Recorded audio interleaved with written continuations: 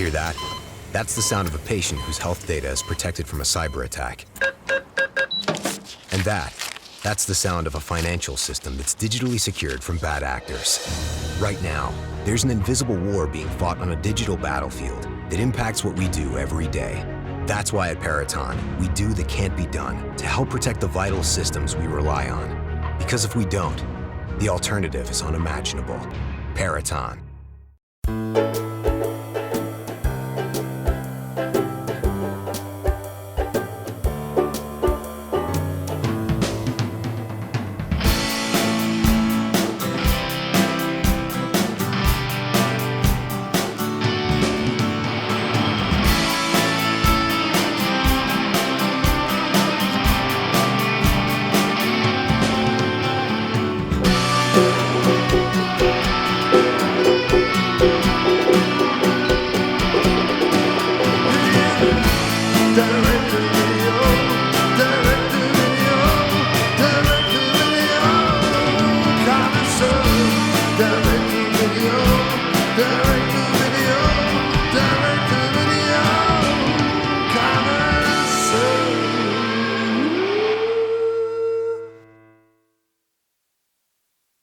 Hey, what's good, everybody? It's Matt here with the Direct-to-Video Connoisseur Podcast.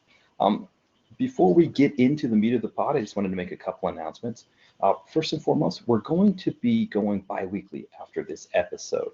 I was just looking at it and what I had to, as far as material for making episodes, and it just seems like bi-weekly is probably better, where I can gather more things to talk about, have more to discuss on a podcast that way.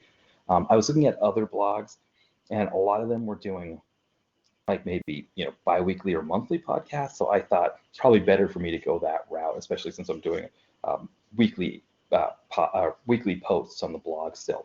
So that is one thing that is going to stay the same. I'm still going to be posting weekly. I actually have next week's review already taken care of. So we will still be doing the blog weekly, but the podcast is going to go bi-weekly.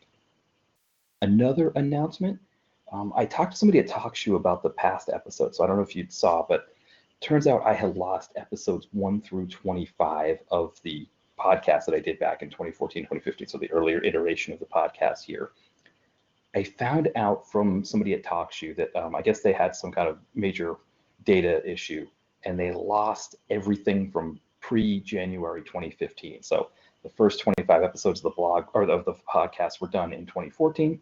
Those are all gone from the site. That also means the links that for those reviews that I did. So I don't know how many of those 25 I did reviews on the Direct-to-Video Connoisseur site for, but any of those would have had links, and those links would be no good for those 25. For example, Ninja 2, I did a post on Instagram about that one, and yeah, that the link on that post to that podcast is no longer any good. I think I have the episodes. I have an old computer that I haven't opened in a few years. I think they're all on there. There's two that might not be. If any of them are on there, there's two that might not be. There were two that Jamie and John Cross from the After Movie Diner did when Jen and I were getting married, and we were away that period. I don't know if those two are on my computer or not, but hopefully the rest are. The person I talked to at TalkShoe said that there's no limit to how many blogs you can have on there, or how many episodes you can have on there. So hopefully we'll be able to grab those. And I'll keep you posted when I get them up there. The other thing is, you might have heard that we have started an Instagram for the Direct-to-Video Connoisseur. So it's kind of the last bastion of social media that we hadn't gone to yet. I had my own personal Instagram, and I was using it to follow some of the other blogging sites like After Movie Diner, Exploding Helicopter, Explosive Action. But now we've created one for the Direct-to-Video Connoisseur. So it's DTV Connoisseur. If you're on Instagram, you're welcome to follow us. Take a look at what we have. Right now, I'm just posting memes, either memes of images from the current review that's out there, or going back into the archives, finding old images and making memes out of those. That's mostly what I'm posting right now. Also looking to do the same thing with the Tumblr site. Haven't really done much with the Tumblr site in a while. Looking to put some of those memes up on there as well, so as a way to use that. And then, of course, Twitter, still kind of doing our thing with Twitter. So you're always welcome. Usually the things get posted to Twitter and Facebook in terms of announcements or what we're doing, but also a lot of times that stuff on Instagram and Tumblr makes its way to Twitter as well, so you may find it on there too. And of course, if the Patriots are playing, I'm usually on Twitter finding out what people are complaining about the refs and stuff, and then that's usually how I catch up on blogging stuff myself on there. So Twitter's always a good place to get a hold of us too. But the best place to get a hold of me is always the Facebook site, or you can email me on the Yahoo account because I'm back to using that again. All right, so what we're going to discuss today, first, Richard Haas, one of our blog readers, he made a comment on the Facebook page about how he'd like to have me discuss the state of the DTV market versus streaming. So that's what we're going to discuss first, and then also we're going to get into the movie Gerald's Game that I reviewed recently for the blog. And it's actually interesting because what Richard brought up, it actually dovetails really well with Gerald's Game, because Gerald's Game was the first Netflix only or Netflix release that I had ever reviewed on the blog. So, done a lot of movies that were on Netflix, a lot of movies on Netflix streaming, but this was the first Netflix original that I reviewed. And one thing I discovered is you can't get it anywhere else. You can only get it through Netflix. Now, I don't know if they had a DVD copy available if you had their DVD service, but I couldn't find a DVD for it on Amazon or anything like that. I'm not sure how I feel about that, because on the one hand, I love Amazon or Netflix streaming. I love what it offers. But with the Netflix original, what it means, right, is that you have to have a Netflix account in order to view the movie. When you think of a DVD, you buy the DVD, you have the DVD, you make a one-time purchase, $10, $20, whatever it is, but you've got that DVD for as long as the DVD is still good, right? As long as the DVD is still working, it's not scratched or whatever. And you can watch the movie over and over again as much as you want. With something like Gerald's Game, I've got to pay $12 a month through Netflix every month to be able to watch it. It just happens that I use Netflix for a lot of other things as well. But it's an interesting thing. It's something that I don't know. I don't necessarily how I feel about it. When I think of the evolution of streaming through the course of this blog, I mean, it's really been throughout the time that the blog has existed, the direct-to-video connoisseur blog has existed, that we've seen this growth in streaming. When I started the blog in 2007, I don't think Netflix had their streaming site yet. I don't know if Hulu did either. Amazon Prime was streaming some videos. And then, of course, cable companies had their on-demand service. But even that didn't have a lot of options. And, with TV shows back then, some of them went on demand, some didn't. Some you'd have to wait a week for. Nowadays, I mean, tonight my wife and I watched The Connors.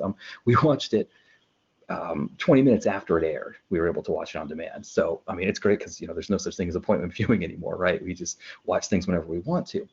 But back then in 2007, that wasn't really the case. If you wanted to watch something that was being broadcast live on cable or broadcast TV, you had to watch it then, you had to DVR it, or you were going to miss it. You had to either wait till it played again, or maybe have to wait a week for it to go on demand. Now it's different. Right now there are so many options on demand. Now Netflix streaming is blown up. I think it was 2008 or 2009 I got the first version of the Roku. Remember that square, that box form that it was in. And I remember there were only a few channels you could get on at that time. Netflix was one that didn't have YouTube at that time. And I remember I was living with my roommates in Portland, Maine at that time. And I was so excited to have this Roku thing and have it hooked up in the living room. And we tried to watch a movie. I can't remember if it was like Billy Madison or Happy Gilmore or something like that. And it just kept freezing and loading, or stopping and saying it was loading, and it was hard to watch. And my roommates were like, "Man, you wasted $100 on this Roku thing. It's crap." Of course, Netflix fixed the software with it. It started working again, and suddenly, boom, there we go. At that time, I still had my DVD account with Netflix, and most movies I was getting through DVD. Every once in a while, I would stream one on the streaming service. And then within a few years, remember there was that whole debacle there where they had what was it, Flickster and Netflix or something like that, where they're trying to separate the DVD and the streaming. I think it's because they knew how this streaming thing was going to go. And fast forward 10 years, and now streaming is everywhere, right? Streaming is the way to do it. And to be honest, I mean, for my wife and I, we almost never buy DVDs anymore.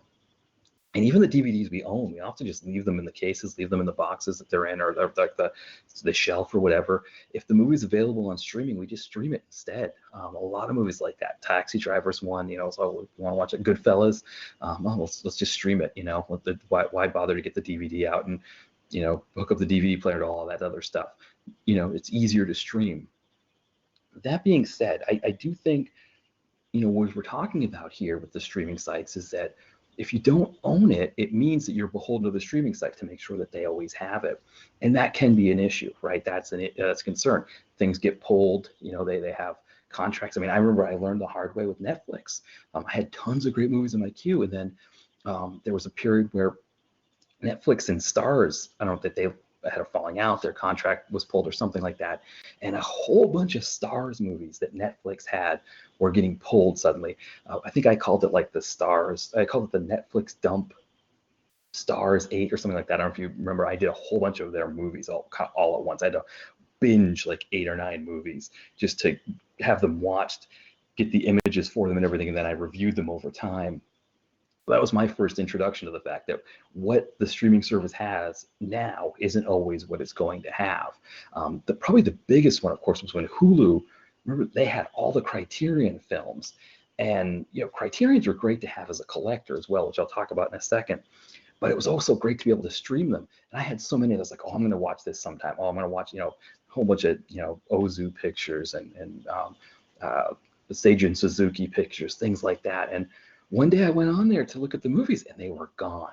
All the Criterions were gone. So Criterion decided to join up with somebody else and make their own streaming service, which of course I wasn't going to pay for. But it's like, boom, that's it. They're all gone before you know it. So that is an issue with streaming. Now, what Richard was talking about was that he noticed that, and I think some other people were talking about that, that new releases were going straight to streaming and they weren't getting DVD releases as much.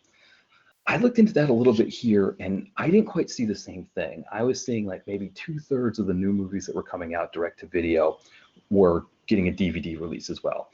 One thing I checked was Redbox. Redbox was a good avenue because I could see, does Redbox have it available to rent on DVD or is it just available to stream?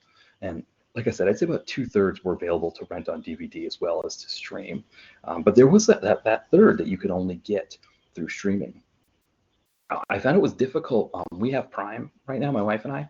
I found it was difficult to search on Amazon for DVD copies of movies because a lot of times, if they had it on Prime, that's how they wanted me to watch it, and that's what they were suggesting. And you'd have to kind of dig into the product description to find where you could get it on DVD. A lot of times, we're getting it used in those cases. So that was one thing that was different. Another thing that I think helps the DVD market in the United States, and I imagine it probably does everywhere else, but collectors still want DVDs.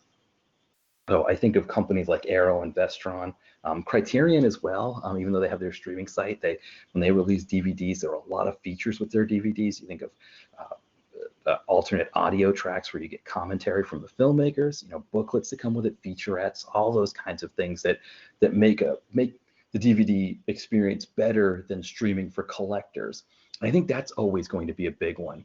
So, of course, the big pictures are always going to have a DVD release. Classics will always have DVD releases. But I think with these new ones, what Richard was seeing in the UK, what we are seeing a little bit more in the US, is that for these direct-to-video movies, nobody really wants that other stuff. And that's an issue because, yeah, if nobody else wants that other stuff, then why put it on DVD? Why waste the time? Let's just put it on streaming.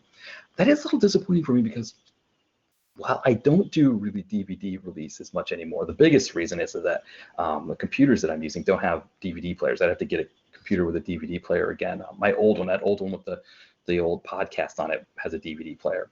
Without a DVD player, it's hard to capture images for the film. But one of the benefits to having the DVD copy was a lot of them had that filmmaker's audio track. So a lot of times I would watch a movie all the way through, and then I would watch it with the commentary to see if the impression that I was getting of the film, of mistakes or issues or things like that, see if maybe there was an explanation for why they did something the way they did it. I found it was a way to give the filmmaker another chance, and we don't get that now.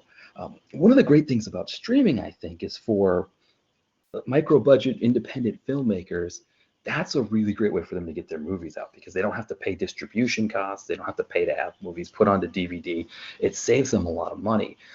One in particular I can think of is Jason Horton. He was a great micro-budget director who I follow on Instagram. And he's had me watch some of his movies before. One of them he wanted me to watch is a film called Trap that I believe is only available on Amazon. I think it's available to rent, and that's it. Which I think renting and Prime are a little bit different, because I think renting to rent the movie, I think I think you can put it up for free if you rent it. I think if it's Prime, maybe you have to pay Amazon a fee or something like that. I'm not sure exactly how it works, but I feel like it might be like with CreateSpace. With CreateSpace, you don't have to pay to have your book published. It's just Amazon takes some of the money that you make when you sell the book. I'm not sure exactly how that works, but I think it was like a $2 fee to rent it overnight. And it was really great. It was a great way for me to see his movie that way. And for him to get it out there. And I think it was a movie worth seeing. And it was good that he was able to, with everything that he put into making that movie, that was a way that I could see it, review it, and talk about it and those things. And of course, I didn't necessarily need a director's commentary in that case, because I could hear from him, how it all went. But it's nice for low budget filmmakers, micro budget filmmakers to, with the commentary track, let us know some of the things that they ran up against. What are some of the things that they, the challenges that they had.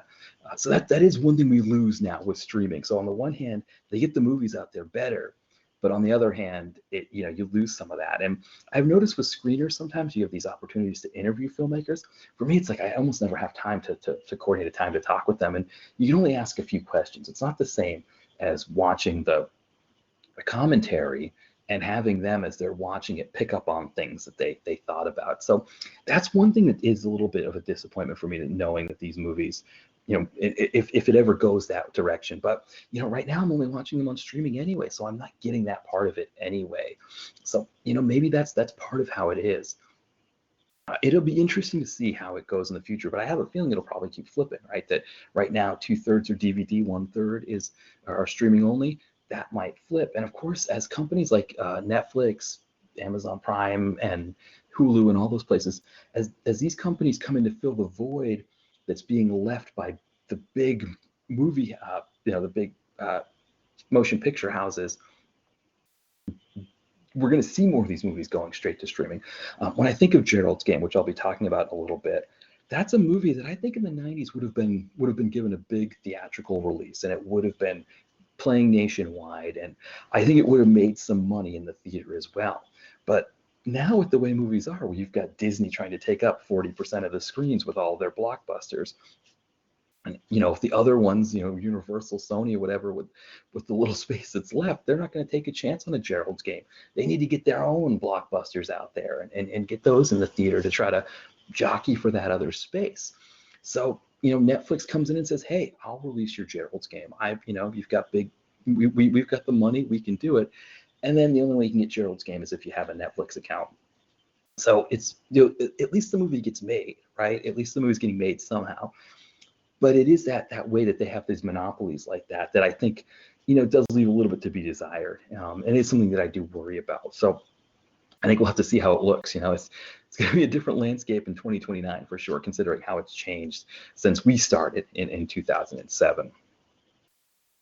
All right, so we're going to start looking at Gerald's Game now. So, I wanted to do 3 horror films for October. So I did the screener for Clownado, the Todd Sheets film, and then wanted to do an old one in Chopping Mall. And then I thought for a third one, I want to do something a little different, something that's not a traditional horror film, even though it is a Stephen King film, right? We think of Stephen King as the master of horror. So it's horror in a different way, and a horror in a way that I really like. Before I talk about that, I should mention that Stephen King, of course, is from my home state of Maine. And if you've ever been to Maine, you've probably been to like the coastal area, the more populated or the nicer beachy areas. I grew up in southern Maine, and I would say of the 1.3 million or so people that live in the state of Maine, the bulk of the population is centered in the bottom 4 counties. So, within about an hour or 2 of Boston, Massachusetts. The rest of the state, of course, that makes the rest of the state much more sparsely populated. It's a state, I think it's about the size of Austria, but again, only has about a little over 1 million people. And I went to school at the University of Maine, which is also where Stephen King went, and that's about 3 hours north from where I was. And if you get off the beaten paths a little bit, it gets creepy out there really quick. And I feel like Stephen King, more than anybody, is able to take that creepiness and project it into his work in a way that is just chilling, but also for me hits home growing up as a Mainer. Probably anybody who grew up in parts of the world that have those remote areas, you know what he's conveying there with that. I have to confess I've never read any of Stephen King's books, but the only time I've ever read any Stephen King, again, I mentioned he went to the same university that I did, and he donated all of his books in foreign languages to the foreign language department at the University of Maine. So I had a minor in German. I was taking a class on translation, a German translation, and our professor had us read the first 3 pages of Pet Sematary in German and translate them back into English. My German at that time wasn't great. I mean, of course, it was never, now it's like almost non-existent, but at that time I was probably like an intermediate level. So I was maybe understanding 2 out of every 3 words or so. And even through that kind of filter, the creepiness that he was exuding through those first few pages really came through. And it was something that I really appreciated, something that I thought was really, really stunning for me. So when we get into Gerald's game, I think that part of it does come through. That part of Stephen King's creepiness, also the brutality that happens in a lot of his books, that comes through as well. Definitely doesn't pull any punches with this movie. And I think the thing I loved about it in terms of it being a different kind of horror movie. So the way the film goes is Carla Gugino is married to Bruce Greenwood, and they go to their cabin or their summer house, trying to reignite their marriage that's on the rocks. And to spice things up, Bruce Greenwood's character brings handcuffs in, and he handcuffs Carla Gugino to the bedpost and tries to act out some kind of rape fantasy that he has. She's turned off by it, and then as they're trying to figure out what to do next, he has a heart attack and dies. That's it, and she's stuck, right? She can't do it. She's handcuffed to the bed. The key is too far away. What I like about that in terms of a horror movie is that your villain, in a way, is the handcuffs, right? Just like if you've got characters that are stranded on a mountain, the villain is the mountain. You can't negotiate with the handcuffs or the mountain. You can't talk your way out of the situation. You can't hope for a miracle. You've either got to get out of it or you can't. And I like that kind of horror because, we think of these baddies and these boogeymen in movies, and there's an idea that you can convince them or you can talk them out of what they're doing. That there's a lot of times there's a female character that they become attached to, and they don't kill her or something like that. And I like this kind of a horror thing where someone's trapped in a situation. They're being held prisoner, but not by anybody in particular, but they're being held prisoner by circumstances that they have to find their way out of. And the horror is real in that case, right? It feels much more real because anybody could be in a situation like that. The boogeyman thing, a lot of times it feels supernatural. It feels beyond the pale, beyond something that you can believe. But these situations, you think about, like, what would I do? How could I get out of this? This is frightening. Just like being stuck on a mountain or being stuck in the middle of the ocean on a boat or something like that. These kinds of things, I think, can be really, really scary because they feel so visceral, so real. That being said, the movie was about an hour and 45 minutes long, something like that. For me, it had about enough material for a really good Tales from the Crypt episode. So maybe about 45 minutes to an hour worth of material. I mean, unfortunately, there's not much you can do. I mean, there were some really cool ideas with her. She was, hallucinating. She was talking to her hallucinations. She was trying to figure out ways to kind of keep herself hydrated, things like that. And that's all really good stuff. It was compelling. She was having flashbacks to her childhood. That was compelling. But again, how much can you do it before it starts to get repetitive, before you feel like you're spinning your wheels? I looked on Amazon and I saw that or not Amazon, I think it was on Wikipedia, I saw that the original novel that this was based off, the Stephen King novel, was about 350 pages. So, I think when you think about writing versus movie making, you could write 20 pages that maybe takes a half hour to read. And a person could start at page 1, get to page 20 and go, oh, wow, half hour's gone by. Wow, that's crazy. I can't believe it. Maybe I'm on a train and just like, oh, there we go from New York to Stanford. Stanford, I didn't realize I was, used up that much time. The same 20 minutes or 30 minutes in a movie could feel like forever. And I think sometimes that's what happens in taking a book and putting it into a movie form, is that the book reads faster than the movie can keep up with when the movie's, when it's being transported to the screen like that. And that may have been what happened here, that this may have been only really enough to make what would have been a good Tales from the Crypt episode for sure, but it just wasn't quite enough not quite enough material to make that happen.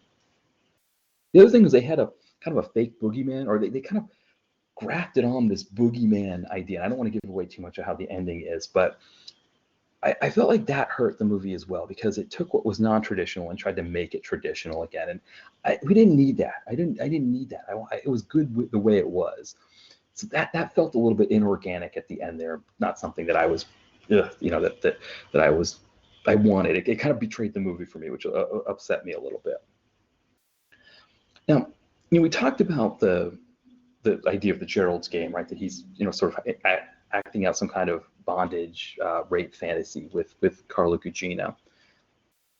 And I think that does bring up a bit of a point where a lot of these direct-to-video movies we watch, they have that damsel in distress trope. That's probably the best way to say it. I know it's like probably one of the worst tropes amongst movie review bloggers is using the word trope, right? But that whole idea of the damsel in distress, we see it a lot. And one of the things I thought about this was that, the bondage in their intimate scenes, it was not sexy, seductive, sultry, any of those things. It was awkward, uncomfortable, creepy.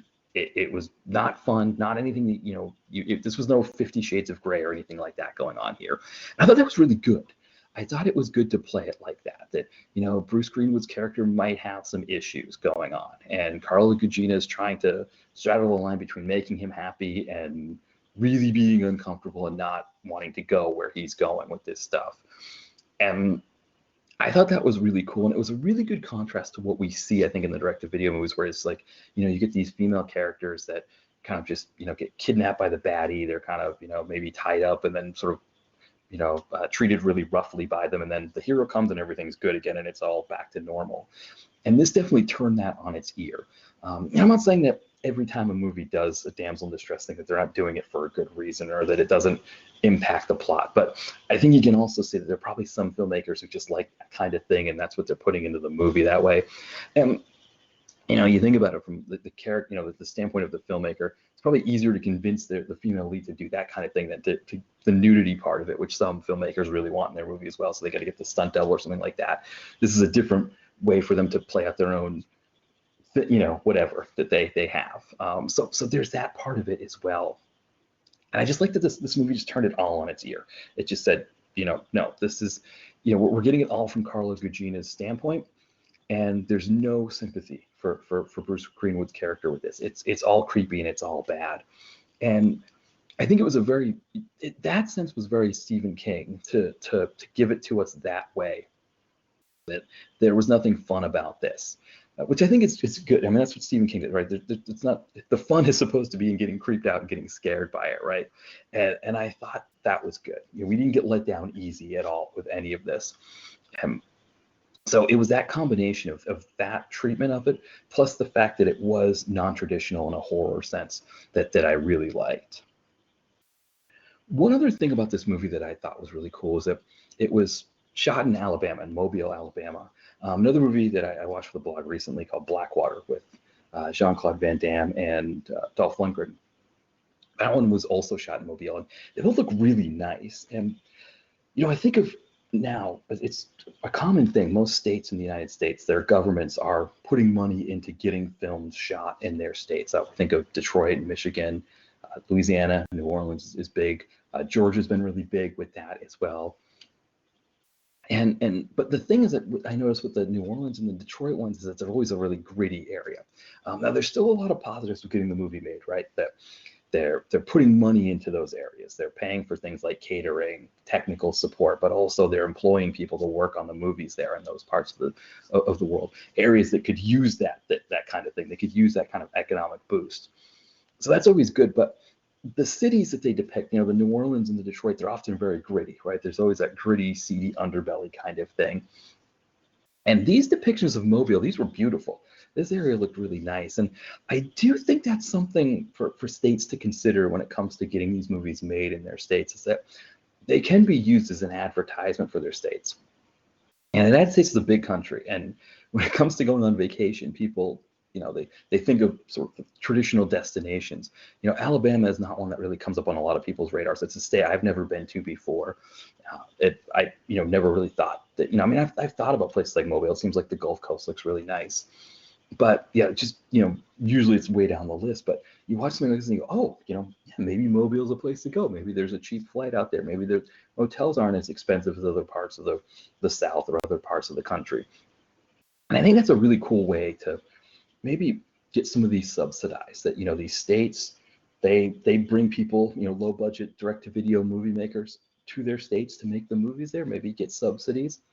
And on the other hand, the states are getting the word out there about some of the nicer parts, because again, a place like Alabama, we don't always think, United States, big place, states like Alabama kind of get lost in the shuffle sometimes. And I thought that was a cool thing to see, that a state like that is you're getting represented in a way that, again, somebody from the Northeast like myself, you just wouldn't think that, oh yeah, let's go check out a vacation there. So yeah, that was a really cool thing. Something I'd like to see a little bit more. I'd like to see, Detroit maybe sell itself a little bit more, or New Orleans and places like that as well. It not always be, these gritty, rough direct-to-video movies that we always see on the blog here. Okay, so that is everything. So we'll wrap up here. So again, next podcast is going to be in a couple weeks, so we're going to do them bi-weekly from here on out. If you want to keep in touch with what's going on with us, Facebook page is always great. Twitter, now we're adding in Instagram, adding in Tumblr. So, like Twitter, I think it's at DTV Connoisseur. Same thing with Instagram, at DTV Connoisseur. Tumblr is at DTVC. And then on Facebook, we're Direct to Video Connoisseur. Check us out on any of those places. Drop us a line. Let us know what you think. Let us know if you have any ideas for new shows, new episodes, new blog posts, movies that you've seen recently that you really want us to take a look at. Any of those things. By all means, drop us a line, and we'll kind of go from there. All right. Thanks, everybody, and talk to you soon.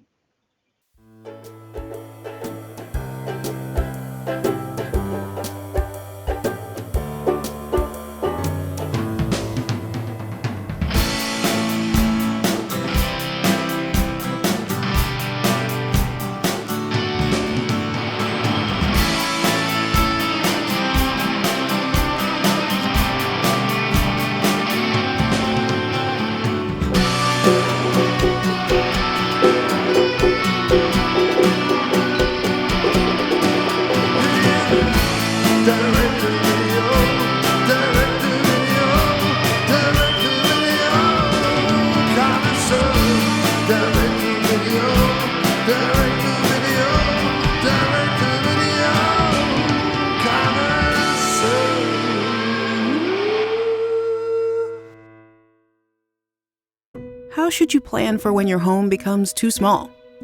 Or when the next one gets too big? At Sandy Spring Bank, we're here to help create personalized solutions for financing your home loan. Whether it's a new home or refinance, renovation or addition, fixer-upper or new build.